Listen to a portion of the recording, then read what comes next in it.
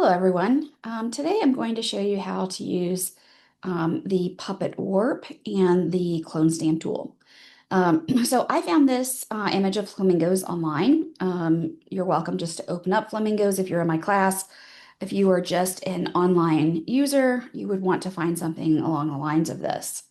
This is what we're going to work on here. So essentially the initial image was this. And we're going to make it so that we're able to change the neck as if the flamingo here is reaching down into the water. So we're going to open the original file here. This is our original file. I would start generally by doing Command J, which just duplicates the layer here. And then I'm going to turn off the background layer. All right, so with this layer one selected, I'm going to come up to my object selection tool.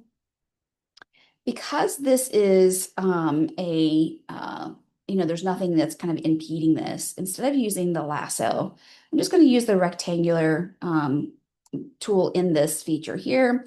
And I'm going to come in and I'm going to select, and then let's see what the selection, there we go.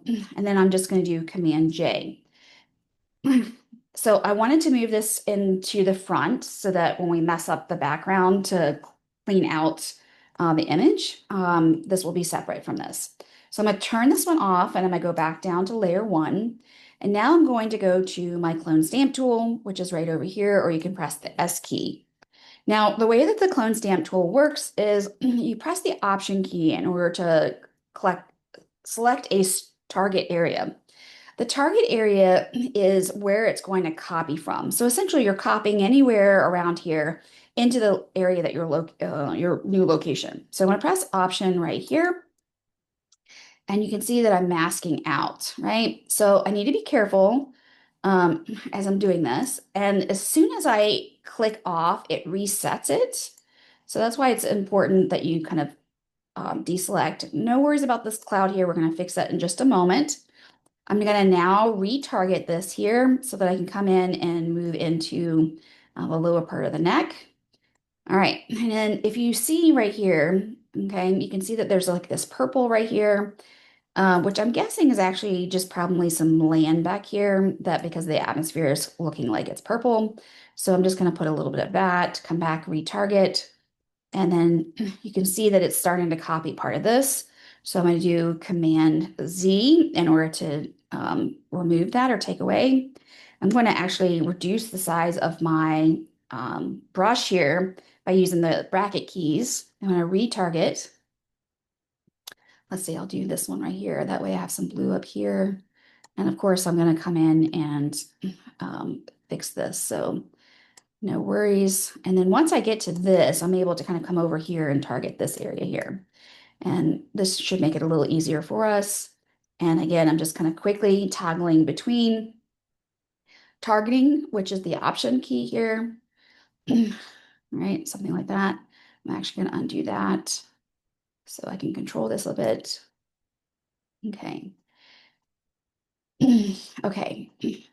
And you're going to just, kind of cover this. I'm going to come back over here so they get a little smoother.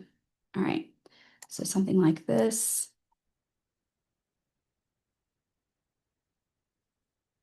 I'm getting too much blue there. I'm going to come back over here. Now, you can also, when you're in a situation like this, you can come up and change the opacity or the flow, and this will also make it a smoother transition. So I'm going to change this. You see how it makes it much softer, that sort of transition, that mirrored. All right, and then I'm going to come, let's see, I'm going to come over here where it seems like, there we go. And as I'm doing that, do you see how it's making it a nice sort of soft right here? All right, I'm going to zoom back out, and now I need to address the cloud up here that we covered. I'm going to change the opacity back to 100%, a target over here, and I'm just going to sort of kind of fill this in a little bit here, and then get to this sort of softness here. You got to be careful. You don't want it to be so rigid that it doesn't look real. So let's see if I can undo that. Come back down here. Again, it might be helpful here to change the opacity. So I'm just going to come down, change the opacity here a little bit so we can kind of make that a little softer. All right, I think this will work for what we're doing here. All right, I think that's believable. I'm gonna zoom out now. All right, now I'm gonna go back to layer two and I'm gonna turn this one on. And you can see that when I turn it on, we get our original flamingo here. Now what we're gonna do is with the layer two selected, I'm gonna go to edit and then I'm gonna come down to Puppet Warp. Generally by default, Puppet Warp comes up with this mesh here, and you can certainly use this mesh, right? So the mesh, whoops, um, you can, uh, so you create these anchors, and then once you have this, you can sort of pivot. I find personally, this is just a personal preference. I don't care for the mesh. I think it's really confusing and overwhelming. So I turn the mesh off, and it still has my little anchor points here. If you select them, and you can see that it's selected when you see the blue, you can always delete that by just selecting it to have blue and then press the delete button. And then like this. Okay, so now that we're kind of back to this, the first thing I want to do is I need to put a point here. And I'm going to put a point probably right around here. And then I'll show you that when I do this, it pivots, right? Like this. I don't want the body to move. So if I put another anchor here and an anchor here, you'll see that now it sort of just moves the head. Okay. And of course you can adjust that because you see there I'm getting a little bit of movement here. So I'm going to just come in. I'm going to reselect those and just modify this a bit. And I'm going to just change my points so that I'm really locking this down. You can also add more points too if you find that that's going to be helpful to you. All right, so you see how now I'm having minimal movement on the legs here.